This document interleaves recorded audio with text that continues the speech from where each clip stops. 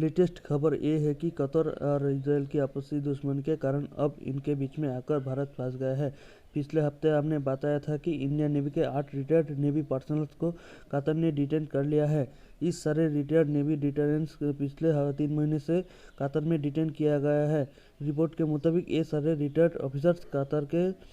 Dahra global technology and consultancy नामक एक firm के लिए काम करते थे। ये फर्म ओमान के एक रिटायर्ड एयरफोर्स पर्सनल्स की है, यानी इसका मालिक ओमान एयरफोर्स का एक रिटायर्ड पर्सनल्स का है। मिडिल ईस्ट के पास हथियार खरीदने का तो पैसा आ गए है, लेकिन आर्म फोर्सेस को कैसे खड़ा करना है ये अभी तक नहीं सीखा है, जिसके लिए वो बाहरी देशों का मदद लेते हैं। इंडियन नेवी के ये 8 रिटायर्ड ऑफिसर्स कतर नेवी को ट्रेनिंग दिया करते थे और कतर नेवी के लिए नेवल एक्सरसाइज प्लान करते थे। ये कतर के नेवी को सिखाते थे कि एक स्ट्रांग और पावरफुल नेवी कैसे खड़ी करनी है, इसे कैसे ट्रेन करना है, किस तरह के हथियार उनको चाहिए होंगे और नेवल एक्सरसाइज और प्रैक्टिस किस तरह की करनी है।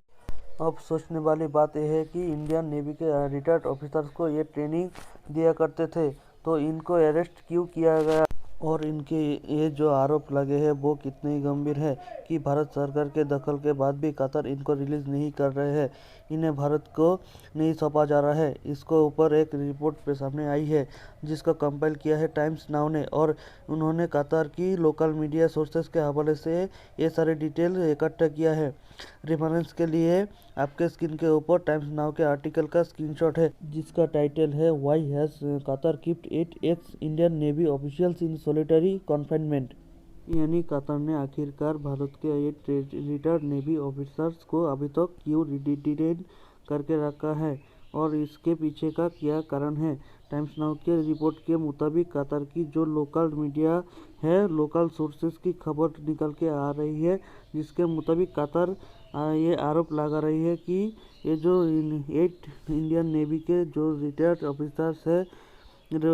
थे जो वहाँ पर कतर नेवी को ट्रेनिंग दे रहे थे, लेकिन उसके साथ साथ कतर के सबसे बड़े दुश्मन इजराइल के लिए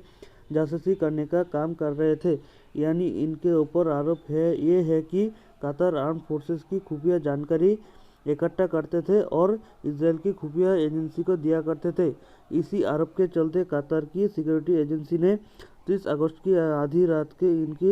इन 8 इंडियन नेवी रिटायर्ड ऑफिशियल्स के कंपाउंड में छापामारी की है और देर रात को इनको अरेस्ट करके ले गए। खबर निकल कर बाहर आ रही है कि in Indian navy 8 retired officer पिछले 5 सालों से Dahra global technicals and consultancy के लिए काम करते आ रहे हैं। 30 अगस्त की रात को अरेस्ट करने के बाद आज तक कतर में पूछताछ चल रही है, इनकी इन्वेस्टिगेशन की जा रही है और इजराइल इंटेलिजेंस के साथ इनका लिंक पता लगाया जा रहा है। 30 अगस्त तकरीबन एक महीने के बाद 3 अक्टूबर को कतर ने 8 इंडियन नेवी रिटायर्ड ऑफिसर्स को कॉन्सुलेंस सर्विस दी थी, यानी कतर में ये इंडिया की जो एम्बेसी है उसमें तैनात अधिकारियों को और डिप्लोमेट्स को साथ उनकी बातचीत कराई थी। उसके बाद कतर ने आज तक कॉन्सुलर सर्विस नहीं दी है। इस घटना के सामने आने के बाद न सिर्फ इनके परिवार के लोग भारत सरकार से मदद की गुहार लगा रहे हैं, साथ में जो इनके साथी रह चुके हैं वो मांग कर रहे हैं कि कतर नेवी के साथ सारे जॉइंट नेवल एक्सरसाइज पूरी तरह से रोक देनी चाहिए और कतर नेवी के साथ रिलेशनशिप को फिर से रिव्यू करनी चाहिए ताकि कतर के ऊपर दबाव बनाया जा सके। ये जो इंडियन नेवी के 8 रिटायर्ड पर्सन डिटेन किए गए हैं, आपको जानकर हैरानी होगी कि इनमें से कुछ तो प्रेसिडेंट मेडल भी मिला हुआ है, कुछ तो अपनी